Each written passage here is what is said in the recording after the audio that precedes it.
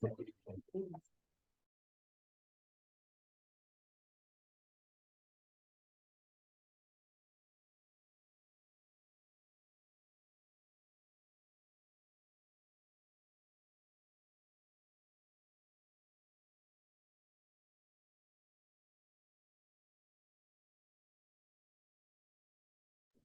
good. Welcome back, everybody. Can we we got new stuff here. Welcome back, everybody. We stand for the pledge. Pledge allegiance to the flag of the United States of America, to the republic which stands one nation under God, indivisible, with liberty and justice.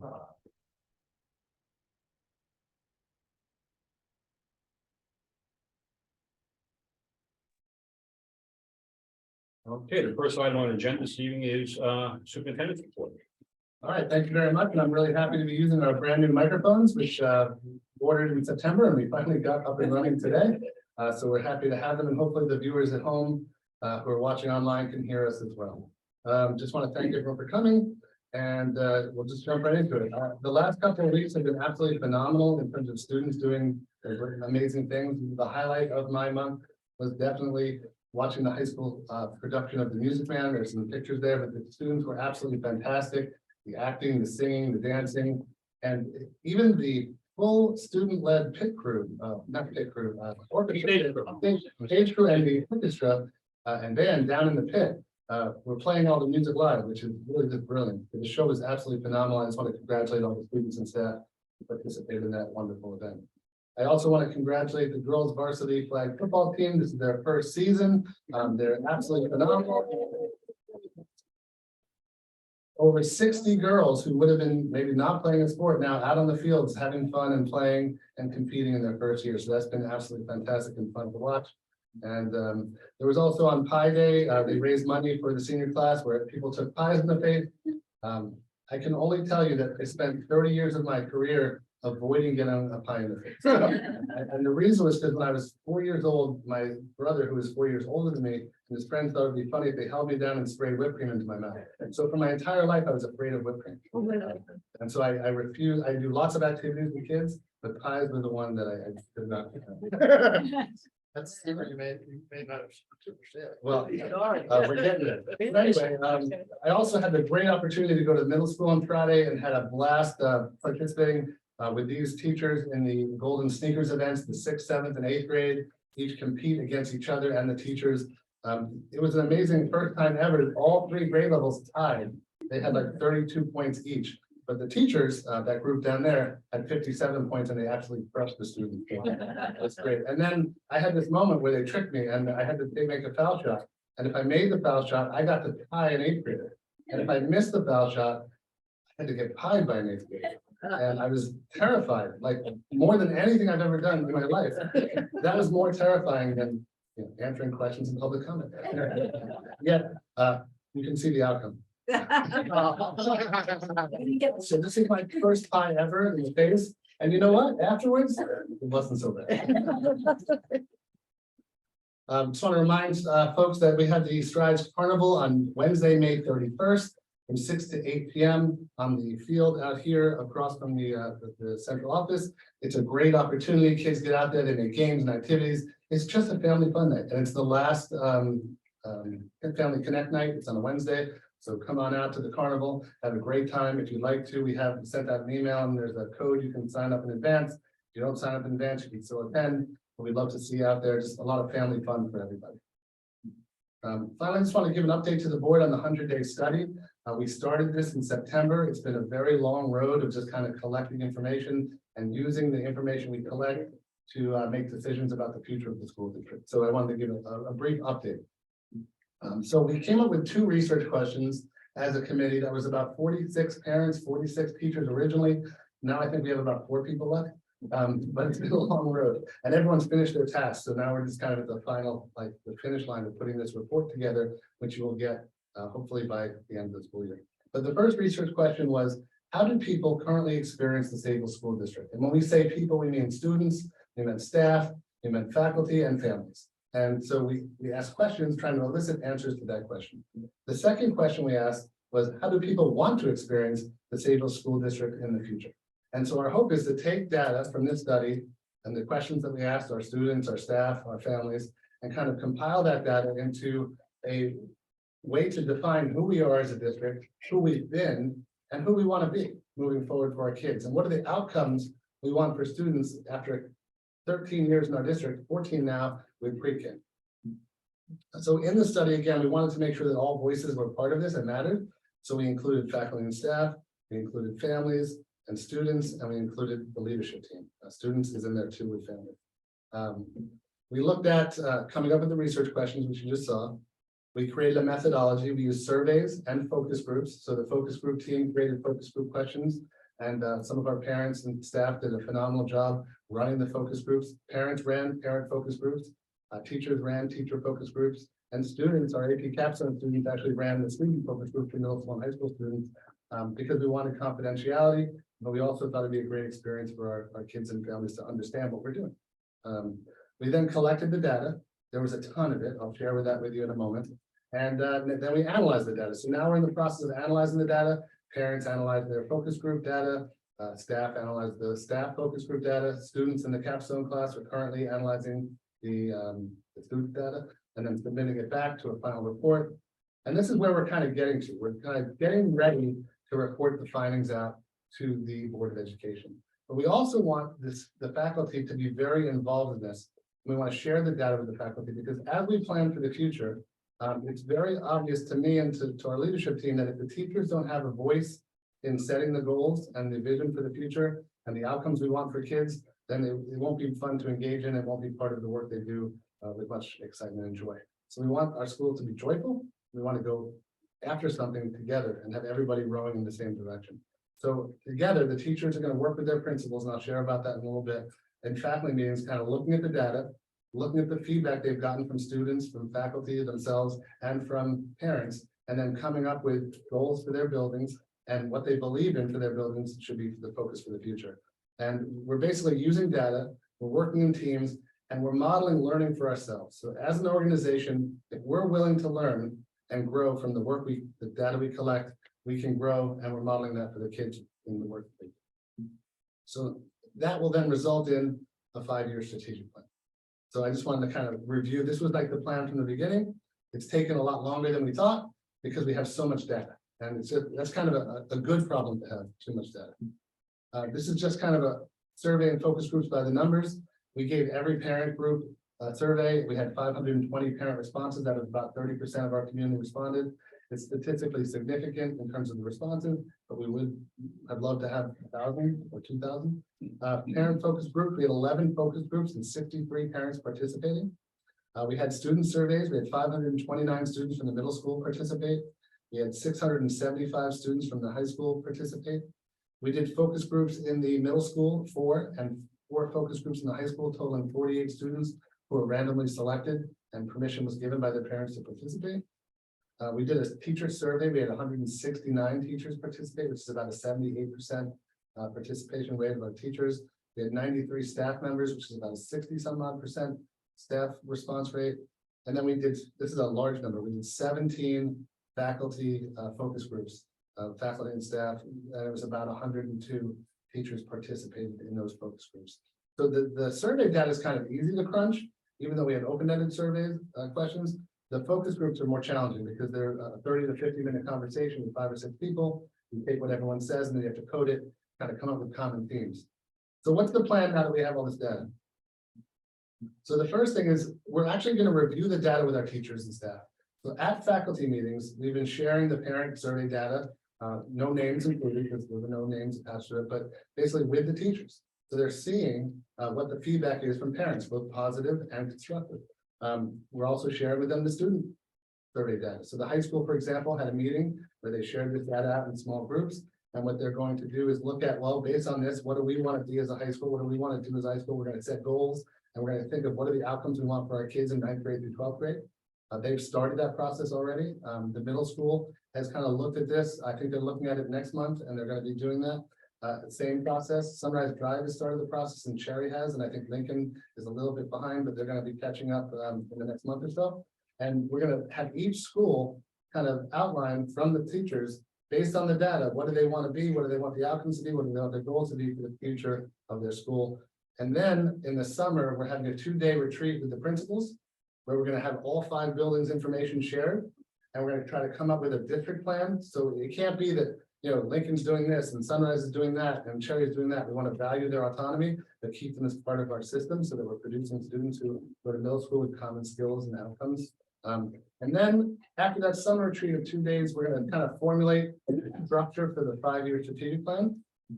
And then on July 6th, we're going to be meeting with the Board of Education. I'm going to be sharing out all the work of the teachers and the principals from that summer work.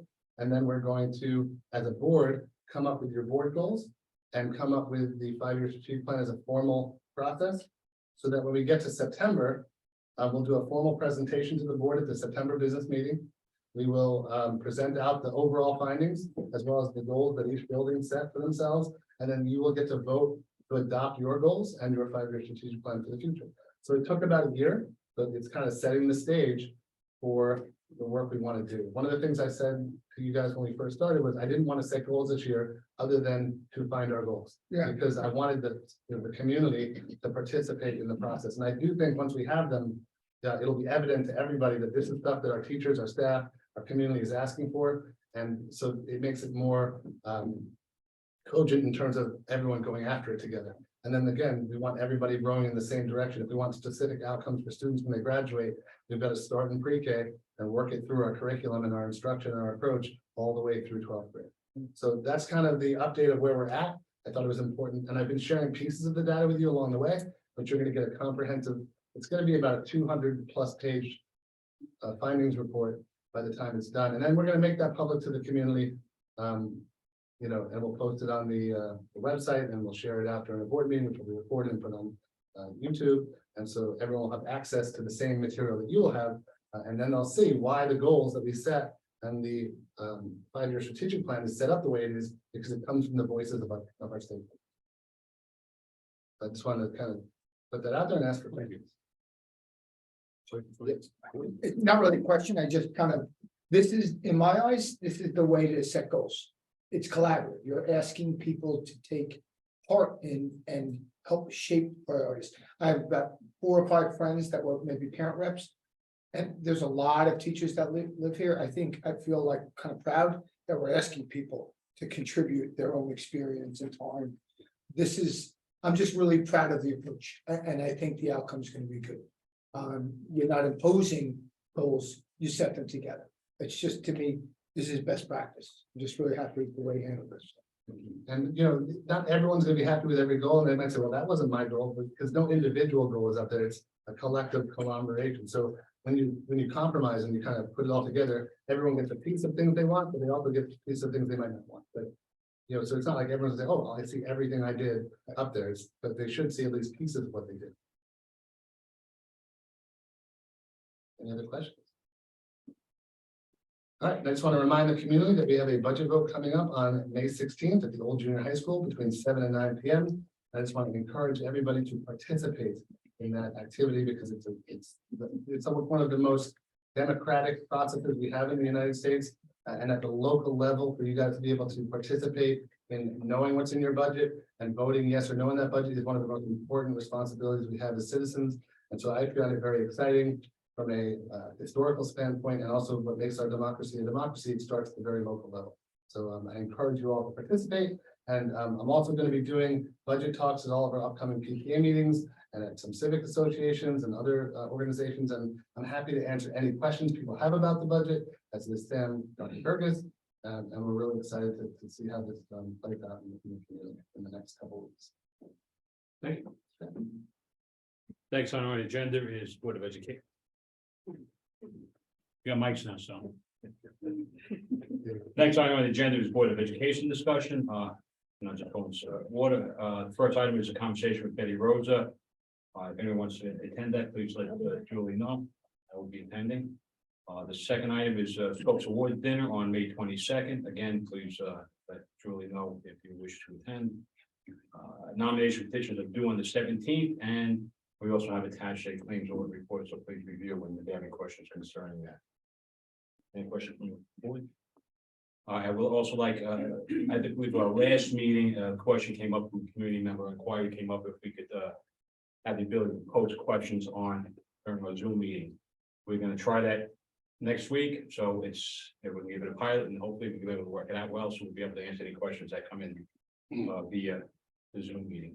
We'll have a moderator on who's gonna be, we don't know who's gonna be just yet, and the moderator will either ask the question or pass the question to the board chair, so we can ask the question.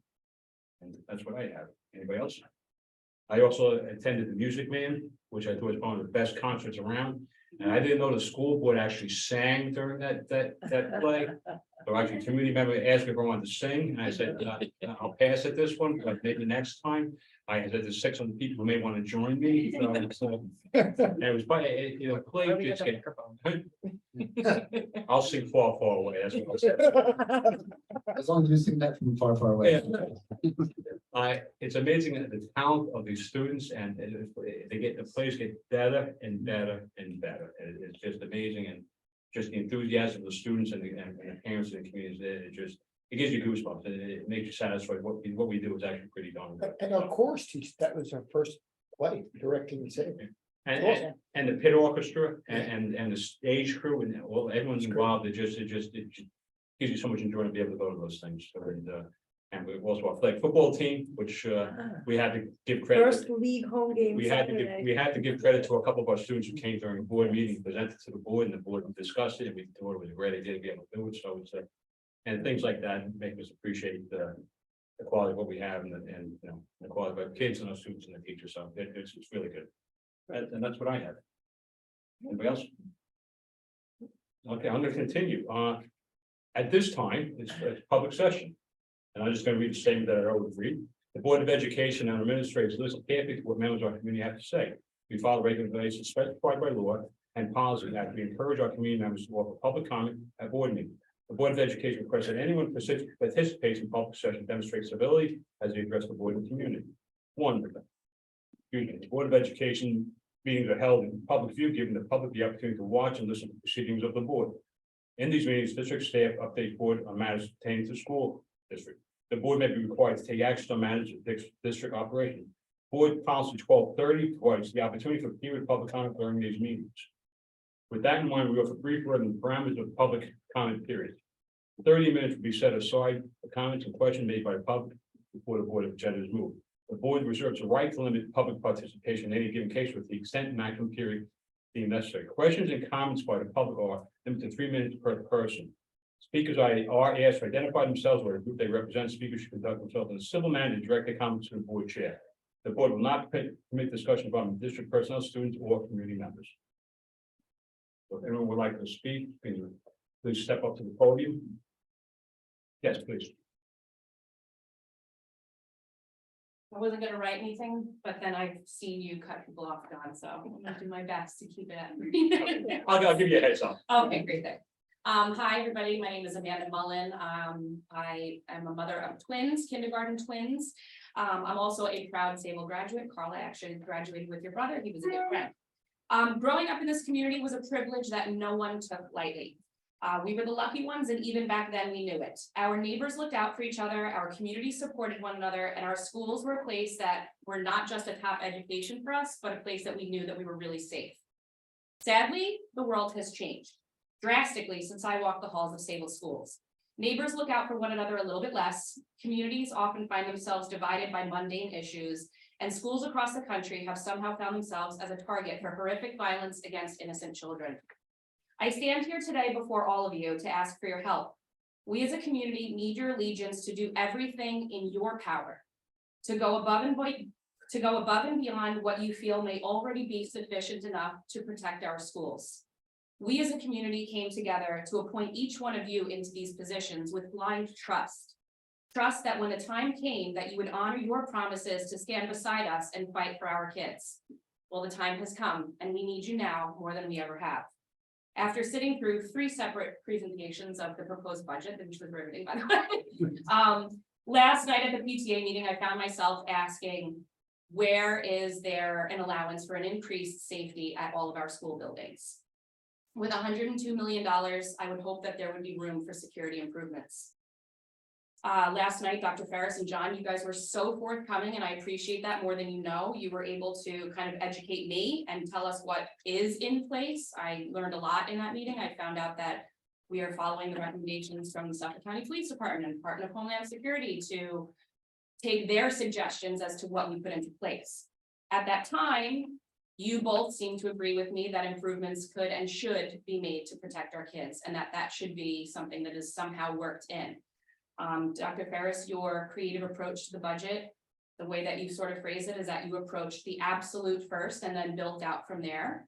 I loved that. It stuck with me, but I feel that safety is an absolute, and I feel that it should be no matter what else is on the docket. And I support AIS, I support improving the science labs, I support it all, but safety has to find a place for our kids. During that meeting, I was shocked to learn that it has been years since our staff in the schools were trained on active shooter training. I think you guys were also shocked to learn that, at least that was the reaction and the response that I got. I learned that the walkthrough was last done in August and that we received funding to get security cameras put into place, that would be done by June. This is a great first step, but it can't be the last. It's not enough. And I think that we all learned that recently in the recent climate that we live in.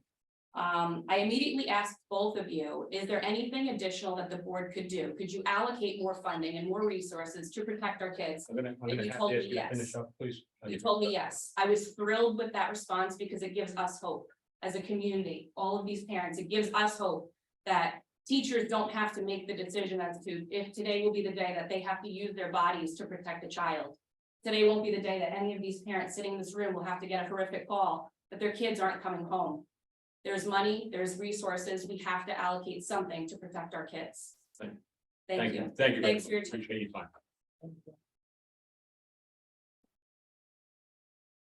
Anyone else, please?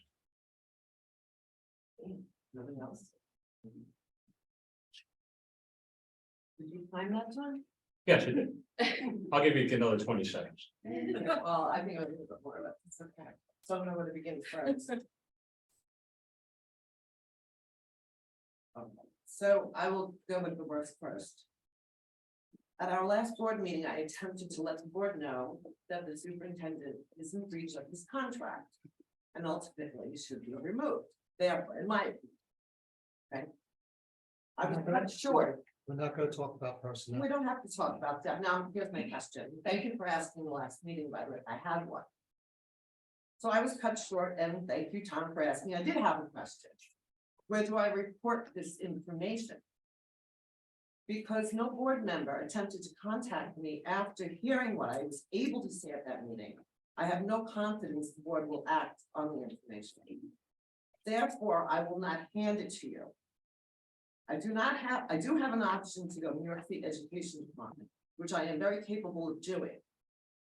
But this would also then immediately involve a remedy to correct each board member's dereliction of duty if it's so agreed upon. Since you are aware of some of the breaches and failed to act. And this list of breaches has grown, by the way. The remedy for dereliction of duty would ultimately request each board member's removed. I would rather meet with a few of you to discuss this than go ahead with that action. Please let me know by April 13th if select members, preferably Tom, John, and Maureen, would like to discuss it with me. I think the oldest people that are on the one experience. So, and I have been here for many years with the three of you, and I feel the most comfortable discussing it. So that's one thing. The other thing I noticed on your YouTube channel, the playlist. Now, I used to run a YouTube channel in the district for myself. It was a personal one. So I know there's a playlist you can choose, and you can choose which videos to put on that playlist. All of our Board of Ed meetings are not on that playlist. When you go on your board site where your pictures on, you go down and click the playlist. There's select ones. There's a Dr. Stimmel did not exist, except for a final meeting of his and last year's random budget. The rest of the meetings are not as accessible. You have to actually go in, channel, go under live and search for them. They should be added to your playlist every single board meeting. It's a record of our district and our history. And everybody should be able to see them. Okay. Here, and this is from staff. My phone has been going nuts for a few weeks.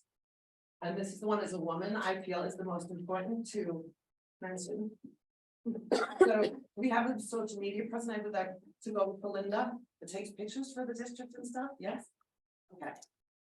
So teachers, some teachers feel uncomfortable. They're trying to teach and we have superintendent, maybe other All right. staff, I don't know. I'm gonna say you finish up, I'll give you the extra 20 Yeah, seconds. as I going said. into a classroom while they're trying to teach.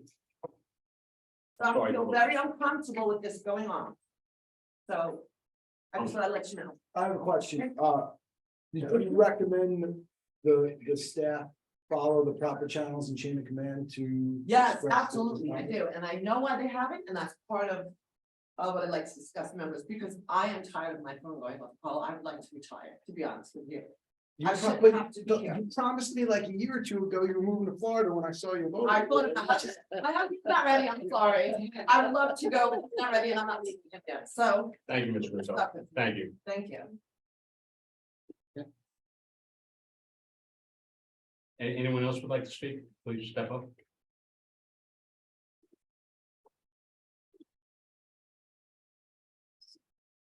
Hi, my name's Rachel.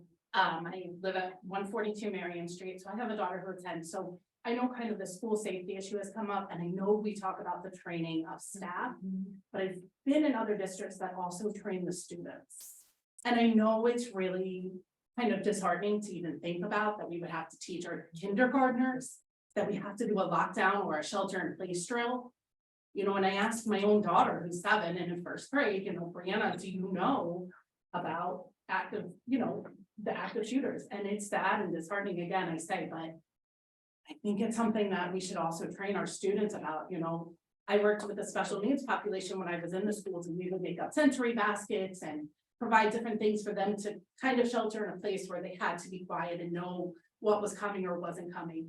And one other thing, you know, I thought about and I did some research on was, we talk about resource officers, right? But there's a recent study that came out that stated that resource officers really are not the solution, because quite honestly, they're a deterrent, right? They're reactive and not proactive. And so when we see this with the resource officers, there's been a 2.8% increase of actual school shootings with resource officers are involved. So really my recommendation, my question is, what are we doing to really put together a safety plan? You know, a lot of these classrooms do not have AC. So what do? We open the windows. You know, it's our first point of entry when we think about it, you know? So although resource officers sound great, and anecdotally, we would all love to say that we're comforted by having that. But is it really the biggest solution? What's our hierarchy? What's our biggest preventatives that we're gonna put into place to prevent the children? And we have a lot, you know. Again, 70%, the stat said that 70% of school shooters happen within the schools. There are students. So when we think about that, a resource officer, what can they do in that moment? And there's one classroom that has one shooter in it. What are we able to do? So I'm not sure if anybody's familiar on the board, but the FBI put together this big, it's called the school shooter. It's a threatening perspective, and it analyzes and it allows you to give a perspective and take an assessment of the population, of the community, of the student. So who is at the biggest risk? You know, sometimes we think they're a problem child, they need to be expelled, they need to be suspended. But quite honestly, sometimes when we do that, we find that that gives them more MO.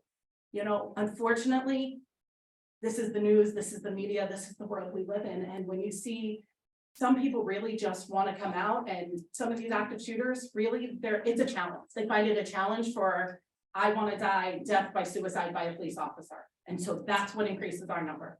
What greater way to tug at the heartstrings of the community, of the world, than to go into this. So that's just my question, is what is our hierarchy of protecting the students? Thank you. One kind of point that I think is important is that in New York State, 3 years ago, you have a mandated 12 fire alarms, half of them were converted to lockdown drills. So that's a state mandate, so that they require it, that you mandated you to comply with New York State rules, you have to conduct lockdown drills. So that's something that I think is, across the board. And we do conduct those drills, but I think to the point of some of the parents, we have to make sure that our entire staff is trained on a routine basis. And also, we have a safety committee that meets once a month. We meet 4 times a year, and that was brought up last week. Yeah, so I think that, just kind of putting, as things change in the world, we need to adapt and kind of keep considering other options. So I'd just like to invite the parents who have concerns to reach out to Dr. Gerges. He can share with you what was discussed at the last safety meetings, and then if you'd like to join and just give opinions and not just opinions, but thoughts, for them to consider as they make decisions, I think that's really important. One of the things I think, just kind of what Board of Ed thought it, we did put forward a resolution and policy to have. We want to make sure that when drugs are coming into the school, that they're trained in working with students. Right. And that was, we passed up to the new National Suffolk School Board Association, And in terms of the New State School. right, when a state to New York State School Boards. And actually now, the person that I was working with, I know that he's on the legislative committee for Sachem. That there is a bill in the Senate and they actually, it's proposed by a Democrat and there's a local Republican that's matching. That's putting forward a matching assembly bill.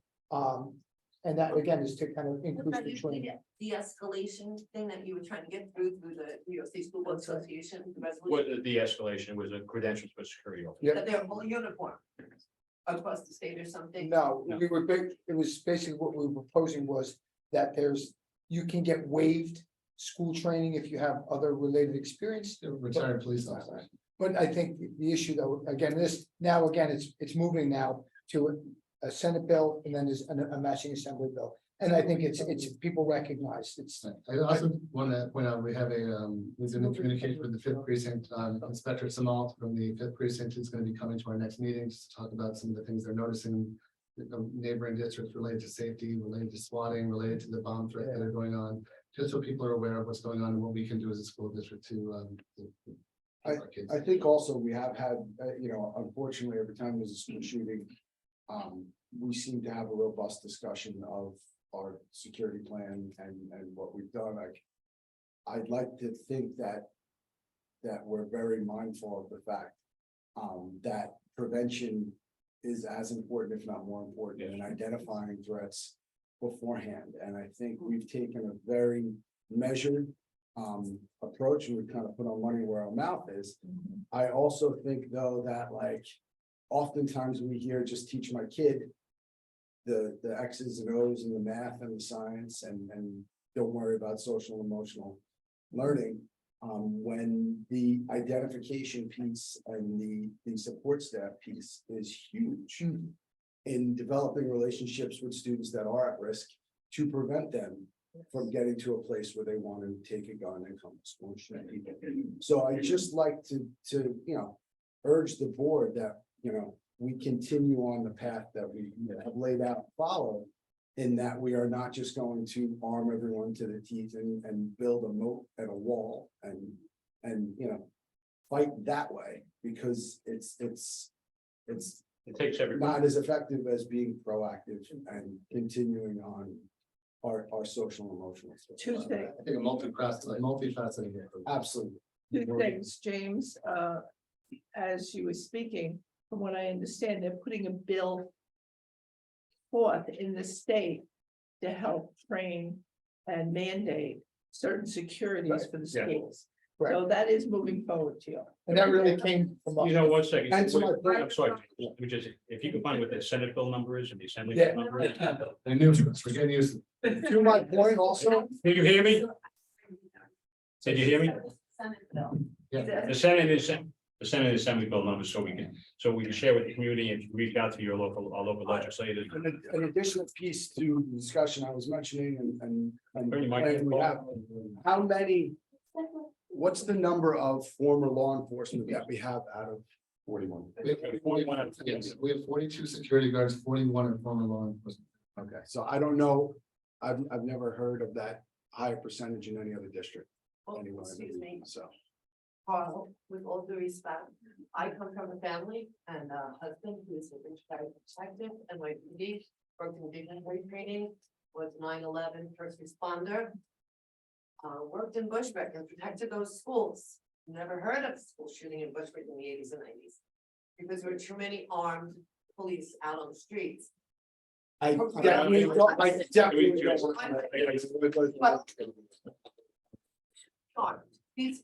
trying to say is, inside the building, I don't want to shut down a back and forth discussion, but if you want to have a discussion with me afterwards or anyone afterwards, we can, otherwise it's I mean, just for a real, public comment section. security is not intrusive, the kids don't notice it, other districts have it, which I'm sure you're all aware of, they put a budget line on, they hire an outside. I want to see, I'm sorry, I want to see if we get to other speakers. I don't want to be rude. Oh, I didn't know if there were any. I Well, thought it was finished. Well, then we're gonna finish the public session. If anyone else would like to speak, Oh. can you please step up? Hi, Hi, I'm not planned and that's not like me, so I hope that I'm clear in my thoughts, but I want to piggyback on something that you said and James, correct? No, your James, Carl, something that you said. So starting with lockdowns, I am a teacher.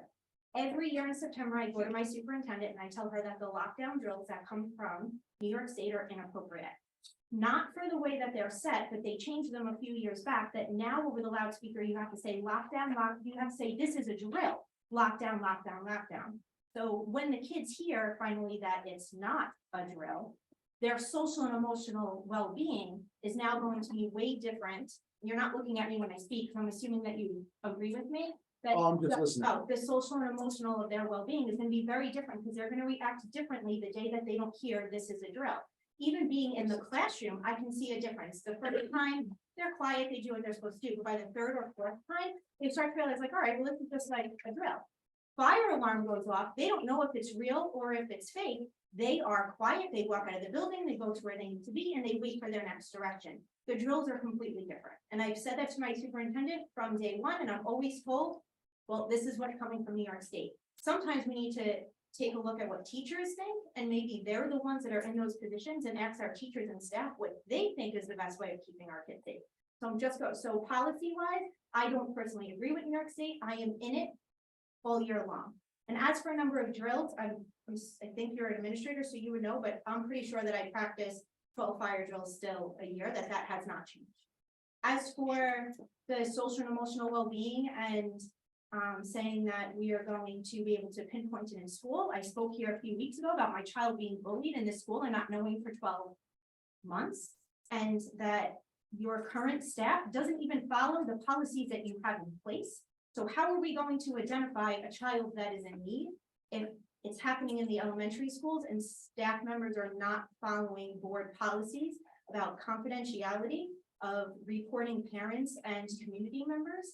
And actually protecting the child that is being bullied versus shutting down the parent who is louder, if that makes sense when I say that. I hope that makes sense.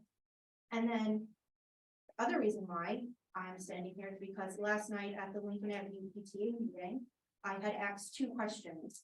One of them was, when is the budget going to be available online so that I can actually view it line by line? And then my second question is, if the state doesn't approve their budget, how will the community then know what's being changed? That's it. we're gonna, Hit your button. let the chair, seconds up, let the speaker finish. That's all that I have.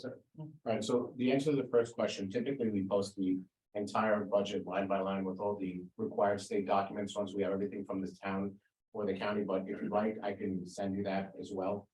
It's just been the practice in the past that we just complete a booklet and we put it up, but I will be more than happy to share that with you. But I don't want to share it with me. I want to share it with the community. Okay, It goes on. if it's online, yes, it is, and it will be, once we have all the documents, but I have no problem sharing that as well.